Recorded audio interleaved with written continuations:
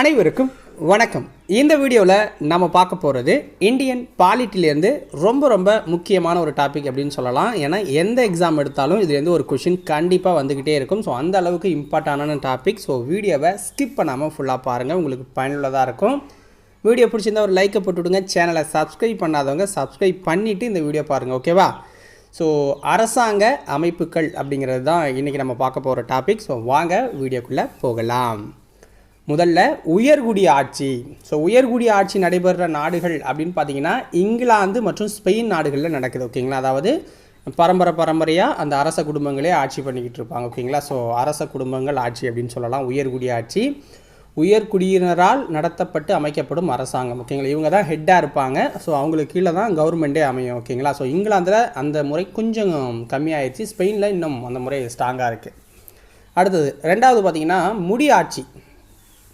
முடியாட்சி நடைபெற நாடுகள் அப்படின்னா நமக்கு வந்து பூட்டான், ஓமன், கத்தார் அப்படின்னு சொல்லலாம், ஓகேங்களா? முடியாட்சி அப்படின்னா ஒரு நபரால் அமைக்கப்படுற அரசாங்கத்தை முடியாட்சி அப்படின்னு சொல்லுவாங்க. அதாவது அவர் தான் வந்து யார் அமைச்சர், யார் வெளியுறவு அமைச்சர்னு அவரே நியமிச்சுப்பார் தேவையானவங்களை. எலெக்ஷன் அப்படிங்கிறது கிடையாது அப்படின்னு சொல்லலாம், ஓகேங்களா?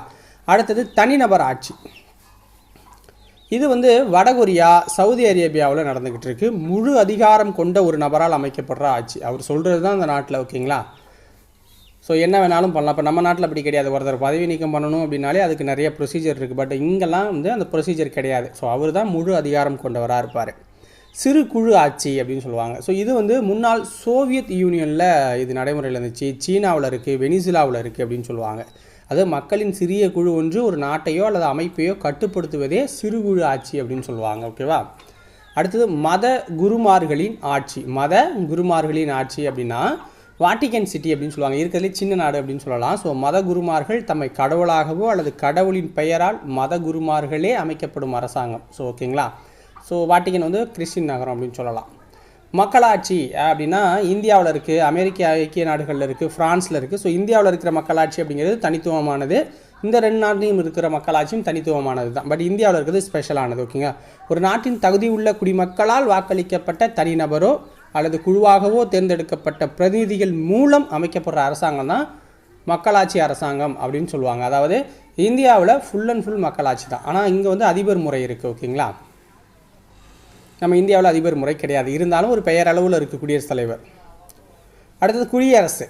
இது எந்தெந்த நாடுகளில் இருக்குன்னா இந்தியாவில் இருக்குது, ஆஸ்திரேலியாவில் இருக்குது. அதாவது மக்களிடம் அல்லது அவர்களால் தேர்ந்தெடுக்கப்படும் பிரதிநிதிகளிடம் உயரிய அதிகாரம் இருக்கின்ற அரசாங்க முறை தான் இந்த குடியரசு அப்படின்னு சொல்லுவாங்க. இவ்வகை அரசாங்கத்தில் ஒரு முடிவை காட்டிலும் மக்களால் தேர்ந்தெடுக்கப்பட்ட அல்லது நியமிக்கப்பட்ட குடியரசுத் தலைவர் இருப்பார், ஓகேவா? அவருக்கு எப்படி சொல்கிறது, அவருக்கு பவர் இருக்காது, ஆனால் பேருக்கு இருப்பாங்க. ஸோ அவங்க தான் எல்லாத்துக்கும் ஹெட்டு மாதிரி இருப்பாங்க, ஓகேங்களா? ஸோ குடியரசில் அதான் மெயின். ஸோ இதோட இந்த டாபிக் முடிஞ்சிச்சு. 7 ஆட்சிகள் தான் இருக்குது அரசாங்க அமைப்புகளில்.